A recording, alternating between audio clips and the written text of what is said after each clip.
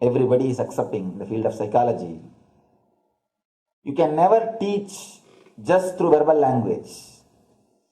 All communication happens more than 90% only through body language. You can never learn through verbal language. It is always body language which teaches. I have seen people, how many video discourses they may see, DVDs they may see, but they don't understand unless they come and sit in front. When they come and sit in front, one discourse is enough to transform them. If they sit and watch the TV, the DVD, the recorded discourses, how many they may watch, but never the transformation happens. Transformation never happens. For transformation, the direct touch is necessary.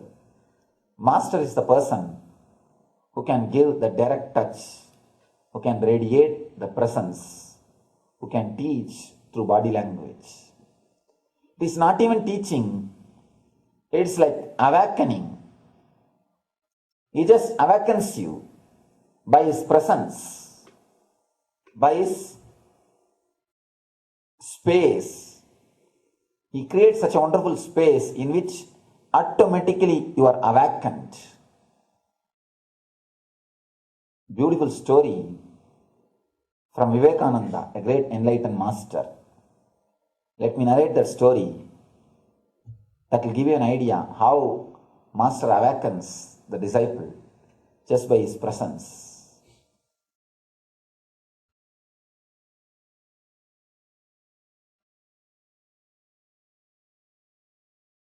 There was a lioness in a forest. It was pregnant, about to give birth. One day it was searching for food. It was going around the forest, trying to catch some animal. It saw the sheep of flock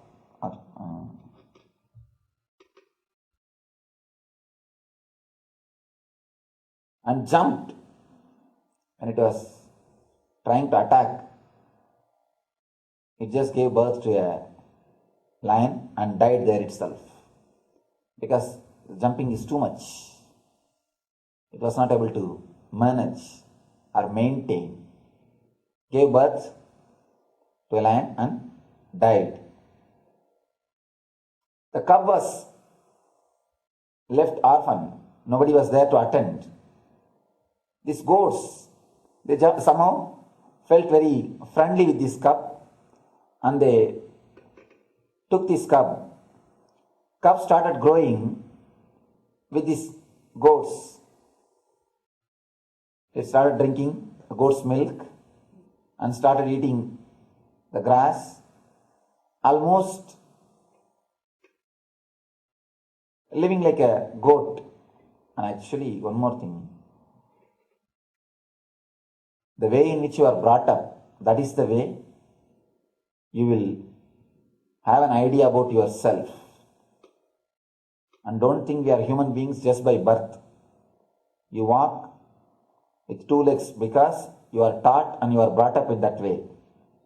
Otherwise, naturally, we will be still animals. This cub was brought up just among the goats, and it really felt it is a goat. It used to eat the grass and drink the goat's milk and play with the goats, live like a goat and create sound just like a goat. After a few years, one day, one lion was again attacking that same group, and it saw a cub along with the goats, and it just attacked that cub, brought the cub out of the group. Cub started shouting, leave me, don't kill me, don't kill me. Lion said, don't worry, I won't kill you, you are not a goat. Cub said, don't tell me all these things. Don't kill me, don't kill me. Just give me that assurance that you will not kill me. Lion said, don't worry, I will not kill you. It just left. The cub ran and his cub escaped and ran. Next day again, lion attacked the same group. Again it attacked the same cub and brought it out. Again the cub started shouting, crying, "Oh, don't kill me, don't kill me, leave me." Lion said, "Don't you understand? I am not catching you to kill you. Understand, you are not a goat, you are a lion." Again the cub started crying, "No, no, no, no, no, I am lion, I am goat only.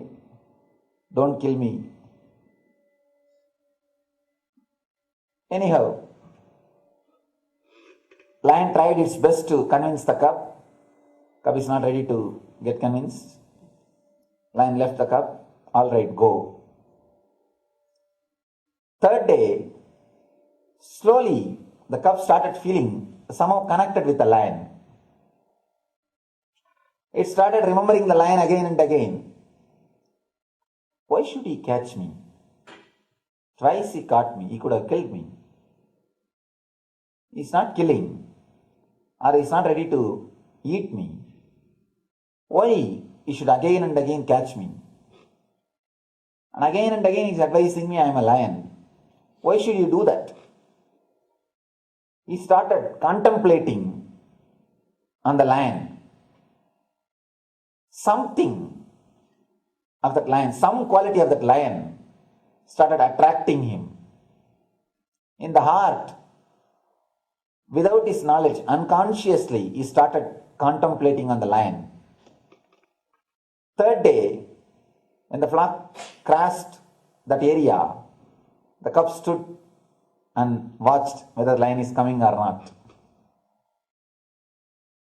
Fourth day, the cub started waiting in that same area to have a glimpse of lion. Now lion appeared again, came near the cub. This time it doesn't have to catch the cub. Cub just stood. Cub started trusting the lion. Just stood. Lion said, "How are you?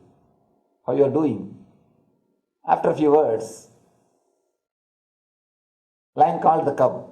"Why don't you come and spend some time with me?" The moment cub heard this word, got frightened. You can see and spend few minutes, but he is not courageous enough to go with the lion. Again the cub escaped. After a few days, again the cub saw the lion. Now he has got some courage. And not only that, slowly he has developed a little bit attachment towards the lion. This time he brought a little bit of grass to the lion to offer. "Sir, why don't you eat this?" Lion also has to act as if it is a goat. It has to show to the cub that he is not somebody superior, he is not somebody away, he is not somebody different. So he acted as if he is eating the grass. Now slowly the cub has started trusting the lion. Now lion started acting. Instead of telling the cub that you are the lion, lion started acting as if it is goat, so that the trust can happen between the cub and lion. Slowly, cub started trusting the lion. One day cub was ready to go with lion to the nearby river, a picnic.